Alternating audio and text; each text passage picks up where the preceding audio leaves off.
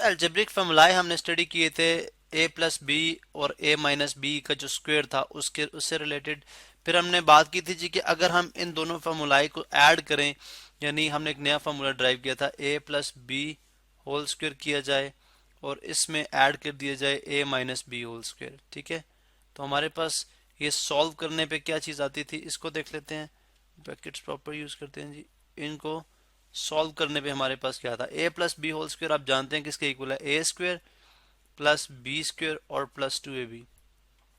इसी तरह से अगर आप सेकंड देखते हैं, यानी फर्स्ट का फार्मूला हमने ओपन किया, ठीक है, और इसी तरह से आपने सेकंड फार्मूला ओपन करना है ए माइनस बी, जो कि किसके इक्वल है, उसके अंदर सिर्फ ए स्क्वायर प्लस बी स्क्वायर और माइनस 2ab आ जाएगा। यानी सिंपल इन फार्मूलाई को याद रखने का तरीका बहुत आसान है।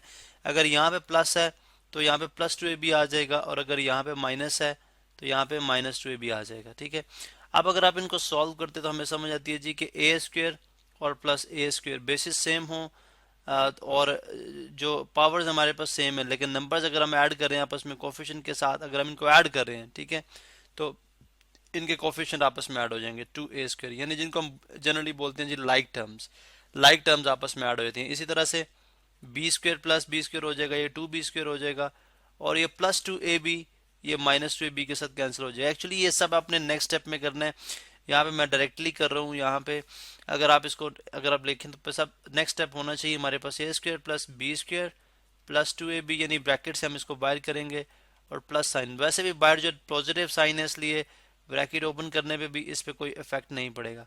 तो यहाँ से ए 2ab और माइनस 2ab कैंसिल आउट होते हैं। ठीक है, तो ये 2a square plus 2b square आ गया। अगर आप यहाँ से 2 कॉमन ले ले तो पीछे हमारे पास आ जाएगा ए स्क्वायर प्लस बी स्क्वायर। ठीक है, अब यहाँ पे हमें वैल्यू फाइंड आउट करनी है। जो क्वेश्चन है वो क्वेश्चन कुछ इस तरह से है कि हमारे पास ए प्लस बी और ए माइनस बी की वैल्यू गिवन है, जबकि ए स्क्वायर प्लस बी स्क्वायर की वैल्यू मालूम करनी है। अब अगर आप यहाँ पे देखें तो ये चीज इस टू इंटू ए स्क्वायर प्लस बी स्क्वायर के इक्वल किस तरह से आई है, यहाँ पे ए प्लस बी होल स्क्वायर और इसी तरह इसमें हमने प्लस किया ए माइनस बी होल स्क्वायर से, तब ये हमारे पास ये जो हमारे पास नया फार्मूला है, ठीक है, वो आया है। अब अगर आप देखें तो हम वैल्यूज रिप्लेस कर देते हैं। ए प्लस बी होल स्क्वायर में ए प्लस बी होल स्क्वायर की वैल्यू डाल दें, ए माइनस बी वाले में इसकी आप वैल्यू इंसर्ट कर दें। ठीक है, और अब आप देखें ए प्लस बी है 7 का स्क्वायर प्लस ए माइनस बी कितना है 3 का स्क्वायर इक्वल्स 2 इंटू ए स्क्वायर प्लस बी स्क्वायर। अब यहाँ पे अगर आप देखें तो 7 टाइम्स कितना होता है 49। यहाँ पे प्रॉपर लिखते हैं जी, ये है 49 और प्लस 3 का स्क्वायर कितना है 9 इक्वल्स 2 इंटू ए स्क्वायर प्लस बी स्क्वायर। अब यहाँ पे 50 आ जाएगा 58 इक्वल्स 2 इंटू ए स्क्वायर प्लस बी स्क्वायर। अब यहाँ पे हम क्या करेंगे जी, डिवाइडेड हमने हमें ए स्क्वायर प्लस बी स्क्वायर की वैल्यू चाहिए, दोनों तरफ आप 2 का जो मल्टीप्लिकेटिव इनवर्स है, 2 का मल्टीप्लिकेटिव इनवर्स क्या है 1/2। आप यहाँ से 2 से कैंसिल आउट हो जाएगा और 2 ज़र 4 और 2 9 ज़र 18। ठीक है, तो ए स्क्वायर प्लस बी स्क्वायर यानी 29 इक्वल्स आ गया ए स्क्वायर प्लस बी स्क्वायर के, और सिमेट्रिक प्रॉपर्टी के तहत हम ये कह सकते हैं कि ए स्क्वायर प्लस बी स्क्वायर जो है वो किसके इक्वल है 29 के इक्वल। तो ये वो वैल्यू थी जो हमें रिक्वायर्ड थी और हमने इसको फाइंड आउट कर लिया। अब इसको सॉल्व करने का एक और तरीका भी हमारे पास है, यानी वो स्ट्रेट मेथड है। लेट्स सपोज अगर आपको ये फॉर्मूला भूल जाए, ठीक है, ये फॉर्मूला आपको याद नहीं है, तो आप सिंपली क्या करें, आप ए प्लस बी, यानी मैं अगर क्वेश्चन यहाँ पे दोबारा से लिख दूं, ठीक है, इसको हम देखते हैं कि इन केस अगर आपको फॉर्मूला याद नहीं है तो फिर आप क्या करेंगे।